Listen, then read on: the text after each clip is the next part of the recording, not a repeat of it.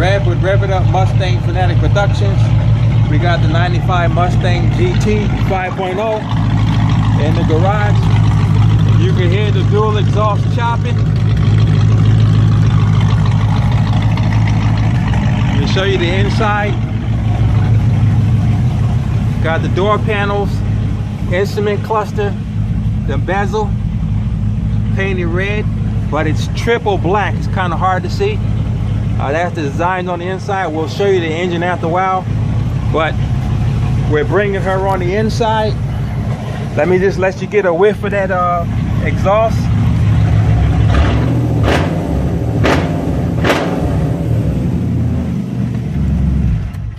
That was just a little tap on the accelerator, but she's got headers on it. They're shorty headers, and we've got catless is just a straight pipe, and the Flowmaster, it comes out the back, so it's just a straight pipes. They took off the cat backs, or the catalytic converters. So they did a converter delete and ran straight pipes, but the mufflers in the back are Flowmasters. So that's why it's a little beefy, is because there's no cats. We did the delete cat. So what we're going to do, we got the racket pinion over here. So we're going to do a power steering racket pinion. We got the outer tie rods for it. We also have the lower control arms that we're going to put on the left side, the right side. We also got the energy suppression coil spring isolators, and they're red. So we're going to put them in. When we lowered it, we needed the isolator boots because those boots were old. So we got those on order. Those will be here Saturday. But anyway, we're going to start to jack this up, blow the tires off, the brakes off, and we're going to get the strut loose. The ABS system, we're going to get that all taken loose. We're going to get the lower control arms, all that stuff loose. We're going to get the racket pinion out, put the new racket pinion in, and we're going to get the lower control arms off and get them on, but the isolator springs won't be in until Saturday. So that's the work that we're doing on this 95 Mustang GT. We'll show you more as we get through the process. Okay, one of the first things you want to do is you want to, while the car is on the ground, loosen the lug nuts on the front, driver and passenger side. Then once those are loose, you want to jack the vehicle up. And I have it on jack stands to the A-pillars up underneath the frame of the car. And this is high enough for me to work under. I got it set on its lowest setting so the jacks can't drop. Then I have a jack sitting right there on the K member, which would be right there. Then the next thing you want to do is make sure you turn the steering wheel so that the steering wheel is all the way straight and it's locked in place.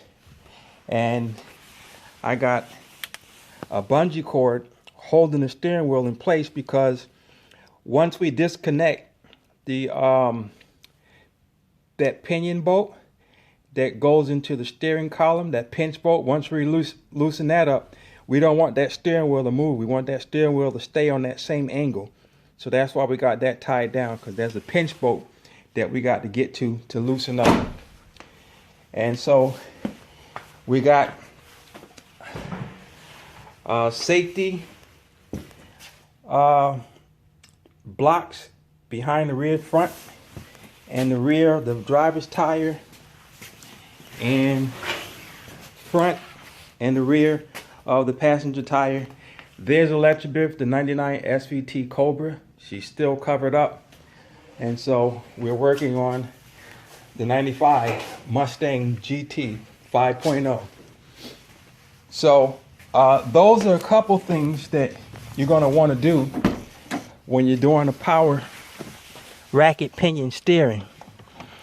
Okay, and then you're going to find a point to which you want to drain the power steering fluid from. And once you find that point, that's where you're going to drain the fluid.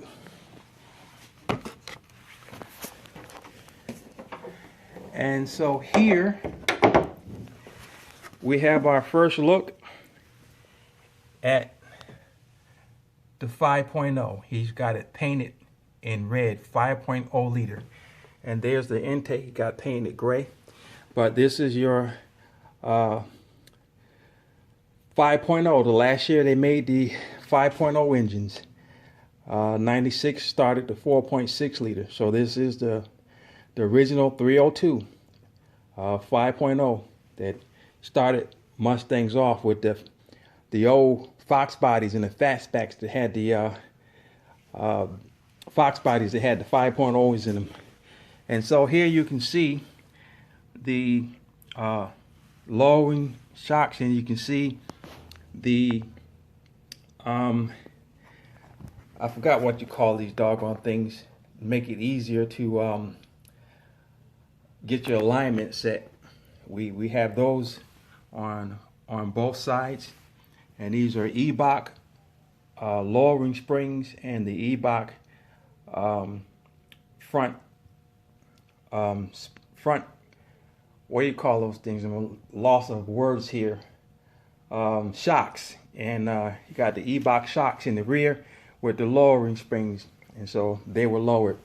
So I'll probably get a siphon and siphon what little bit of power steering fluid is left in there, because it is leaking, and I'll pump it out, and then we're going to detach it somewhere down the bottom where I get into taking loose the racket pinion. But we got to take off the tires, we got to take off the brakes, the caliper holding, the caliper holder. We got to take off the rotors, and then we're going to be taking loose the front end components in order to take the racket pinion out. And so we're going to be loosening up everything that's attached to the racket pinion, which is, there's your lower tie rods we're going to be taking loose. We got to take loose the coils, because the springs, because we got to get the coils out. We're going to be taking loose the tie rod end links. Those are going to be in the way. We got to get those out of the way. And you can see the oil right there that's on the racket pinion. Now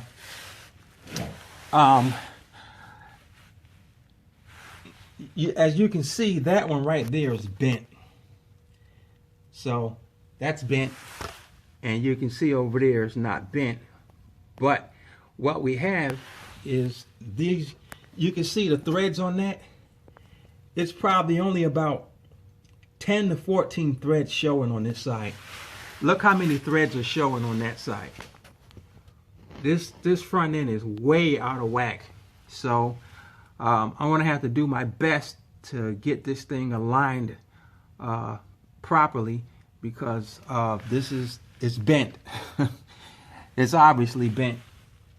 And we'll show you the ball joints when we get the control off. You can see one of them probably right in there is the rubber is smushed up already, and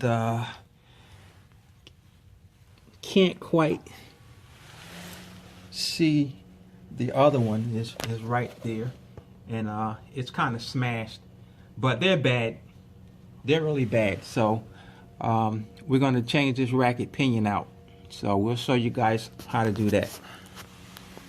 Okay, if we were doing the brakes on here, that bottom bolt right there would be a T45, and T45 will look like this right here. That's a T45. Either a wrench or a T45 socket head would go on to the back of here.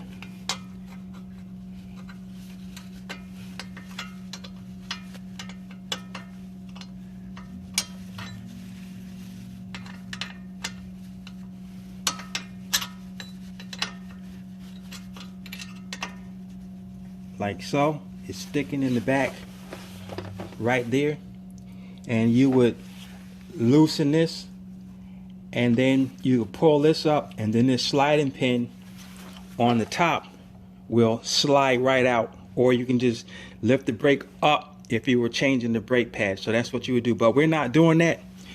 There's some caliper bolts, one down there and one up here, 15 millimeter.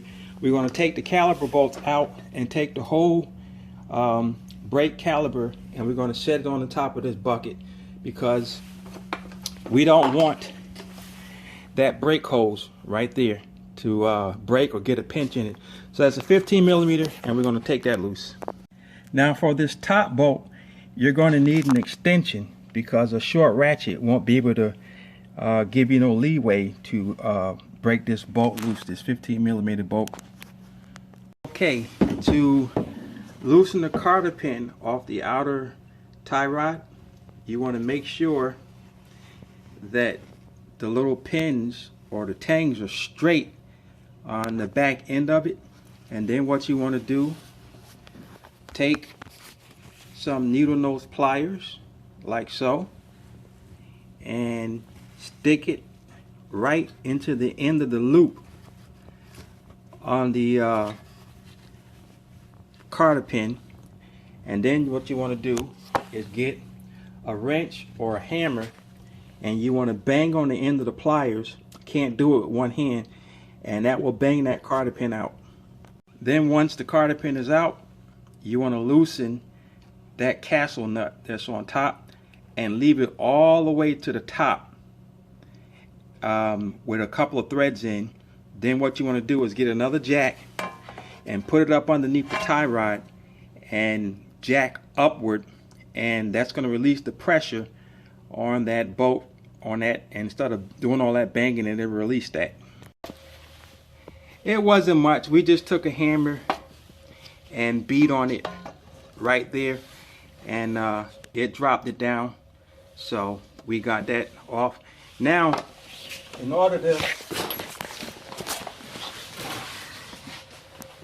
get this tie rod part loose here, you want to loosen the thread. You want to unloosen this bolt on the tie rod, but you want to count the number of threads right there.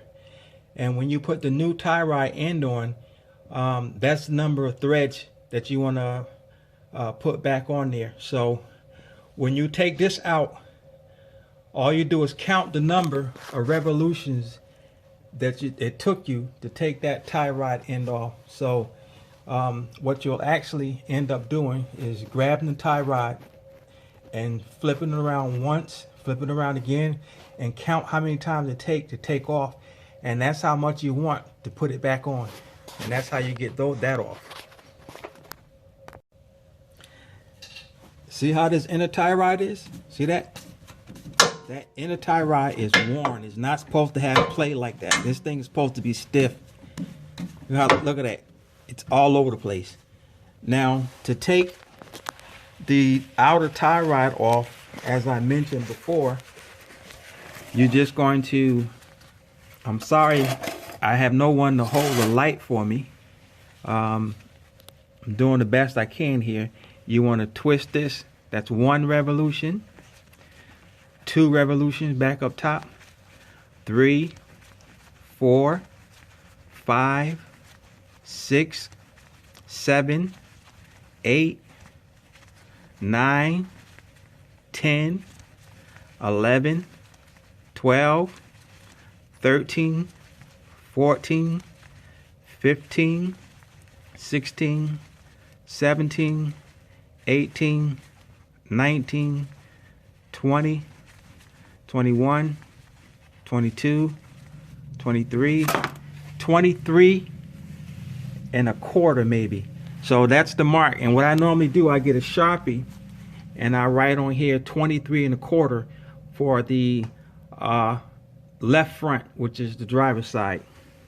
And I take my castle nut and I put it back on top of here, just in case the new ones don't come with a castle nut. So I know where my castle nut is. So I'll go find my Sharpie and I'll write on here 23 1/4 revolutions. So I got marked on here 23 1/4 revolutions. So I want 23 turns to put it back on. And that was a 3/4 ratchet for the castle nut, and it was a 7/8 ratchet for the castle nut. I mean, for the tie rod nut to loosen that, to back that out. No more apologizing for the light. Got plenty of light. Now, if you should come on the cotter pin and the end is closed up, use a small screwdriver and a hammer to open it up. And then when you finish getting it opened up, take your needle nose pliers, stick them back in the hole here.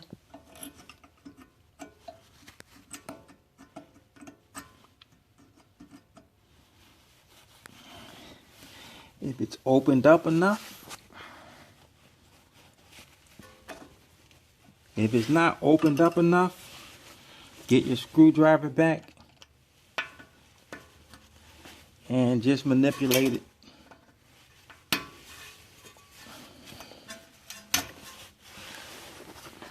Is all you want to do to open it up enough. Well, I got new cotter pins, so that broke. So we can just slide these out.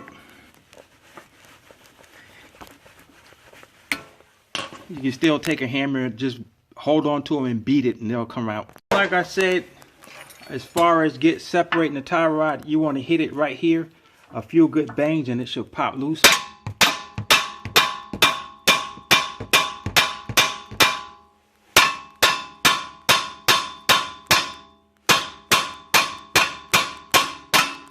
And it just popped loose. See that? Just popped loose. All right, so we do like we did on the other side. We're going to take the castle nut off. We already loosened that with a 7/8 wrench. We're going to pull this tie rod down, and we're going to count the number of threads it takes to take that off, and we'll give you that count later. And this is the right passenger side front. So I got them both marked. My passenger side was 23. Driver's side was basically 23. My castle nuts are right there. My brake caliper holder, my bolts, I just got them sitting right here on top of the rotors, and that's on both sides, so I can keep track of where everything is. So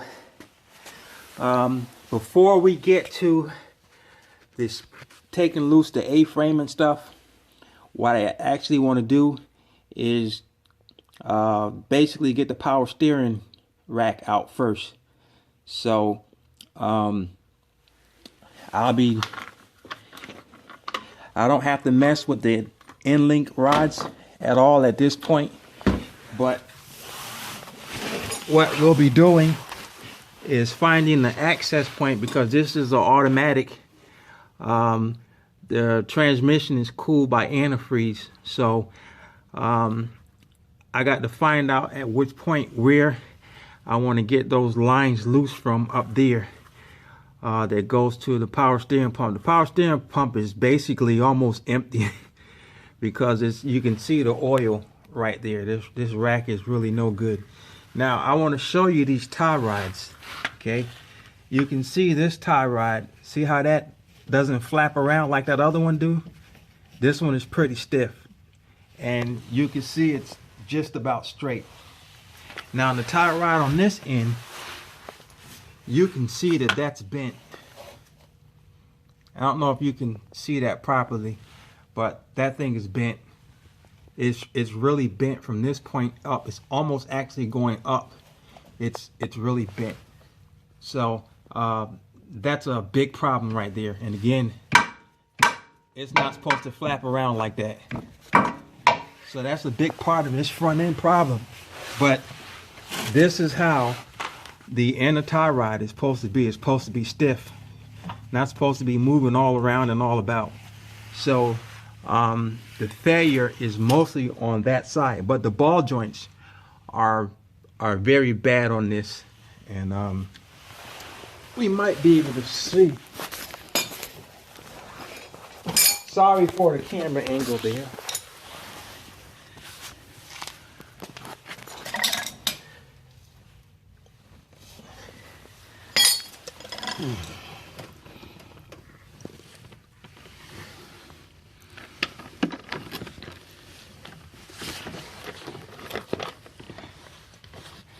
There's the ball joint right there, and it's really flat.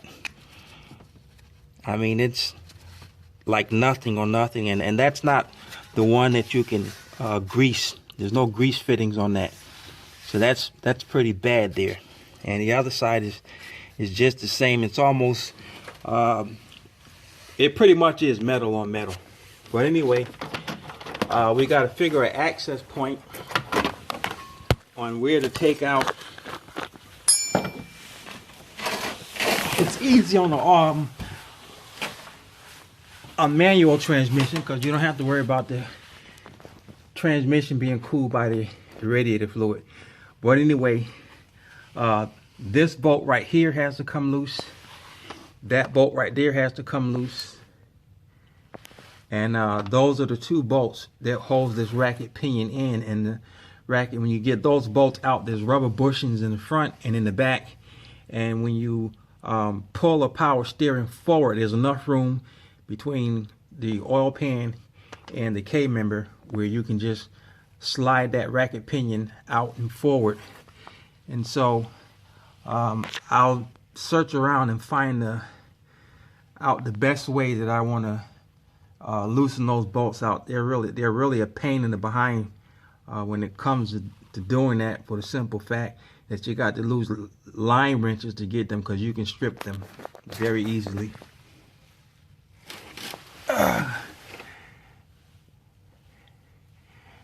And I think I do see here